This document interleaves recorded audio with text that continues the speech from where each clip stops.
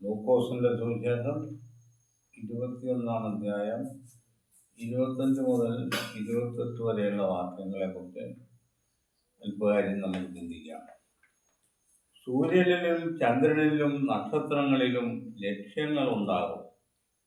കടലിൻ്റെയും ഓളത്തിൻ്റെയും മുഴക്കം നിമിത്തം ഭൂമിയിലെ ജാതികൾക്ക് നിരാശയോടുകൂടിയ പരിഭ്രമമുണ്ടാകും. ആകാശത്തിന്റെ ശക്തികൾ ഇളകിപ്പോകുന്നതിനാൽ ഭൂലോകത്തിന് എന്ത് ഭവിപ്പാൻ പോകുന്നുവെന്ന് പേടിച്ചും നോക്കിപ്പാർത്തും കൊണ്ട് മനുഷ്യർ നിർജീവന്മാർ ആകും. അപ്പോൾ മനുഷ്യപുത്രൻ ശക്തിയോടും മഹാ തേജസ്സോടും കൂടെ മേഘത്തിൽ വരുന്നത് അവർ കാണും. ഇത് സംഭവിച്ചു തുടങ്ങുമ്പോൾ നിങ്ങളുടെ വീണ്ടെടുപ്പ് അടുത്തു വരുന്നത് കൊണ്ട് നിവർന്ന് തലപൊക്കുവിൻ. ഈ ഭാഗം യേശുക്രിസ്തുവിന്റെ ക്രൂശീകരണം, പുനരുത്ഥാനം ഇവയ്ക്കെല്ലാം ശേഷം സംഭവിക്കുന്ന ഇസ്രായേലിലെ സംഭവ വികാസങ്ങളുടെ ഒരു കാര്യങ്ങളാണ് ഇവിടെ വിശദീകരിക്കുന്നത്. ഇസ്രായേലിന്മേൽ യഹോവയുടെ ഒരു പ്രതികാരം വരുവാൻ പോകും. കാരണം ഇസ്രായേൽ യഹോവയുടെ നിർണയങ്ങളെയും പ്രവചനങ്ങളെയും തള്ളിക്കളഞ്ഞുകൊണ്ട് അതിൻ്റെ എല്ലാം നിവൃത്തിയായ യേശുക്രിസ്തുവിനെ ക്രൂശിക്കുകയും ചെയ്തതിൻ്റെ പേരിൽ യഹൂദജാതിക്ക് വരുവാനുള്ള ശിക്ഷയെക്കുറിച്ചുള്ള കാര്യങ്ങളാണ് ഇവിടെ പറയുന്നത്. പലരും ഈ സംഭവ വികാസങ്ങൾ യേശുക്രിസ്തുവിന്റെ രണ്ടാം വരവിന്റെ ലക്ഷണങ്ങളാണെന്ന് പറഞ്ഞ് മനുഷ്യരെ ഭീതിയിലാക്കിക്കൊണ്ടിരിക്കുകയാണ്. ഇവിടെ പറഞ്ഞിരിക്കുന്ന വിവരണങ്ങളൊക്കെ അങ്ങനെ തോന്നാവുന്ന വിധത്തിലാണ്. സൂര്യനിലും ചന്ദ്രനിലും നക്ഷത്രങ്ങളിലും ലക്ഷ്യങ്ങളുണ്ടാകും. അപ്പോൾ സൂര്യൻ, ചന്ദ്രൻ, നക്ഷത്രങ്ങൾ, ഇതിൽ വരുന്ന മാറ്റങ്ങൾ, ഇത് അക്ഷരാർത്ഥത്തിലുള്ള സൂര്യചന്ദ്ര നക്ഷത്രാദികളെയാണെന്നാണ് ആളുകൾ വിചാരിച്ചിരിക്കുന്നത്. ഇസ്രായേലിന്റെ ഭരണമണ്ഡലങ്ങളിൽ വിരാജിക്കുന്ന ഉന്നതന്മാരെ കുറിച്ചാണ് ഇവിടെ പറഞ്ഞിരിക്കുന്നത്. അവർക്ക് വരുന്ന വലിയ മാറ്റം, അവർക്ക് വരുന്ന വലിയ ശിക്ഷ, അതിനെക്കുറിച്ചാണ് ഇവിടെ ലക്ഷ്യങ്ങളുണ്ടാകുമെന്ന് പറഞ്ഞു. ശാസ്ത്രിമാര്, പരീശന്മാർ തുടങ്ങിയ സമുന്നതരായ വ്യക്തികൾക്കുണ്ടാകുന്ന ശിക്ഷ, കടലിൻ്റെയും ഓളത്തിൻ്റെയും മുഴക്കം നിമിത്തം ജാതികൾക്ക് നിരാശയോടുകൂടിയ പരിഭ്രമം ഉണ്ടാകും. അപ്പൊ ഇവിടെ കടലിൻ്റെയും ഓളത്തിൻ്റെയും മുഴക്കം എന്ന് പറയുന്നത് യേശുക്രിസ്തുവിനെ തള്ളിക്കളഞ്ഞതിന് ശേഷം ഇസ്രായേൽ എന്ന് പറയുന്ന ആ മഹാസമുദ്രത്തിന് നേരിട്ട ജീവിത സാഹചര്യങ്ങളാണ് ഇവിടെ, പ്രതികൂല സാഹചര്യങ്ങളാണ് ഇവിടെ പറഞ്ഞിരിക്കുന്ന മുഴക്കം. ഭൂമിയിലെ ജാതികൾക്ക് നിരാശയോടുകൂടിയ പരിഭ്രമം ഉണ്ടാവും. ഭൂമിയിലെ ജാതികൾ എന്ന് പറഞ്ഞിരിക്കുന്നതുകൊണ്ട് ആളുകൾ വിചാരിക്കുന്നത് സർവഭൂമിയിലും വരുവാനുള്ള ആളുകൾക്ക് സംഭവിക്കുന്ന സംഭവങ്ങളാണ് എന്നുള്ളതാണ്. അപ്പോൾ ഇസ്രായേലിന് വരുന്ന ഈ സംഭവ വികാസങ്ങൾ നിമിത്തം ഭൂലോകത്തിന് എന്ത് ഭവിപ്പാൻ പോകുന്നു എന്ന് പേടിച്ച് നോക്കിപ്പാർ. ഇവിടെ ഭൂലോകം എന്ന് പറഞ്ഞിരിക്കുന്നത് നിരാശയോടുകൂടിയ പരിഭ്രമം ജാതികൾക്കുണ്ടാകുന്നു എന്ന് പറഞ്ഞിരിക്കുന്നത് എല്ലാം ഇസ്രായേലിനെ സംബന്ധിച്ച എന്നുള്ളതാണ്.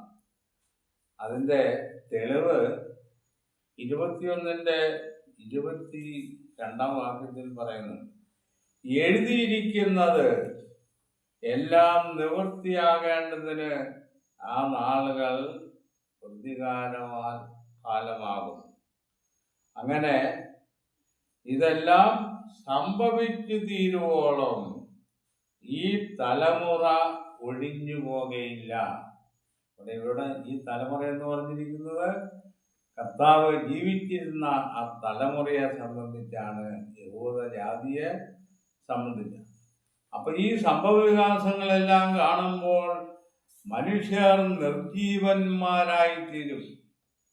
AD 70 വലിയ സംഭവ വികാസത്തോടുകൂടി ഇസ്രായേൽ മൃതാവസ്ഥയിലായി മരിച്ച അവസ്ഥയിലായി. ലൂക്കോസിന്റെ സുവിശേഷം 16-ാം അധ്യായത്തിൽ ഉപമയിൽ പറയുമ്പോൾ അവൻ ധനവാൻ മരിച്ചു പാതാളത്തിൽ അടക്കപ്പെട്ടു എന്നാണ്. അപ്പൊ അവിടെ പാതാളം എന്ന് പറഞ്ഞിരിക്കുന്നത് മുഴുവൻ ലോകത്തിലേക്കും ഇസ്രായേൽ ചെതറിപ്പോയി അതൊരു മരണത്തിന്റെ അവസ്ഥ തന്നെയായിരുന്നു എന്നാണ്. അപ്പൊ ഈ സംഭവ വികാസങ്ങൾ കാണുമ്പോൾ മനുഷ്യപുത്രൻ ശക്തിയോടും മഹാതേജസ്സോടും കൂടെ മേഘത്തിൽ വരുന്നത് അവർ കാണും. ഇവിടെ മനുഷ്യപുത്രൻ എന്ന് പറഞ്ഞിരിക്കുന്ന കർത്താവിനെ കുറിച്ചാണ്.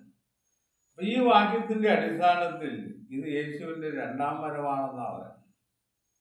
മനുഷ്യപുത്രൻ ശക്തിയോടും മഹാതേജസ്സോടും കൂടെ മേഘത്തിൽ വരും. മേഘത്തിൽ വരും എന്ന് പറഞ്ഞാൽ എന്താ അതിന്റെ അർത്ഥം? അദൃശ്യമായ ഒരു സാന്നിധ്യമെന്ന. മേഘം മറച്ചിട്ട് അവൻ അവരുടെ കാഴ്ചയ്ക്ക് മറഞ്ഞു എന്ന് പറഞ്ഞാൽ അദൃശ്യനായി എന്ന. അപ്പൊ കർത്താവിന്റെ വരവ്, ഈ പ്രതികാരത്തിന്റെ ദിവസത്തിലുള്ള വരവ് അദൃശ്യമായിരിക്കും. ഈ സംഭവ വികാസങ്ങളിലൂടെയാണ് ഇത് കർത്താവിന്റെ കോപ ദിവസമാണെന്ന് അവർ മനസ്സിലാക്കുന്നത്. വരുന്നത് അവർ കാണുമെന്ന, ശിഷ്യന്മാർ കാണുമെന്നല്ല. ശിഷ്യന്മാരാണ് യേശുവിന്റെ രണ്ടാം വരവിനെ എങ്ങനെയെങ്കിലും കാണാൻ പറ്റുവാണെങ്കിൽ കാണുന്നത് ശിഷ്യന്മാരായിരിക്കണം. ഇവിടെ അവർ കാണുമെന്നാ പറഞ്ഞിരിക്കുന്നത്. അവരെന്ന് പറഞ്ഞത് യഹൂദ ജാതിയെ മൊത്തം ഉൾപ്പെടുത്തിക്കൊണ്ടാണ്.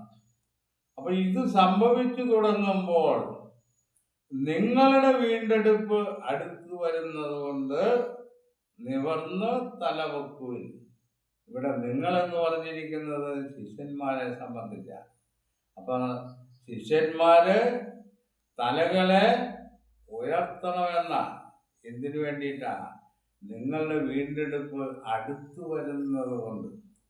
അപ്പൊ ഇത് ഇസ്രായേലിന്റെയോ ദൈവത്തിന്റെ ഭക്തന്മാരെയോ വീണ്ടെടുപ്പിനുള്ള യേശുക്രിസ്തുവിന്റെ വരവിനെ കുറിച്ചല്ല ഇവിടെ പറയുന്നതെന്ന്. അതുകൊണ്ട് ഈ വചനങ്ങളെല്ലാം നിവൃത്തിയാകുവോളം നിങ്ങൾ ഉണർന്നും ജാഗരിച്ചും ഇരിക്കും. അതൊരു ദീർഘകാലത്തിലുള്ള കാത്തിരിപ്പായിരിക്കണമെന്നാണ്. കർത്താവിന്റെ ഒന്നാം വരവ് മുതൽ രണ്ടാം വരവ് വരെയുള്ള ആ ദീർഘമായ കാലഘട്ടങ്ങളിൽ ഉണർന്നും ജാഗ്രതയുമുള്ളവരായിരിപ്പിൻ.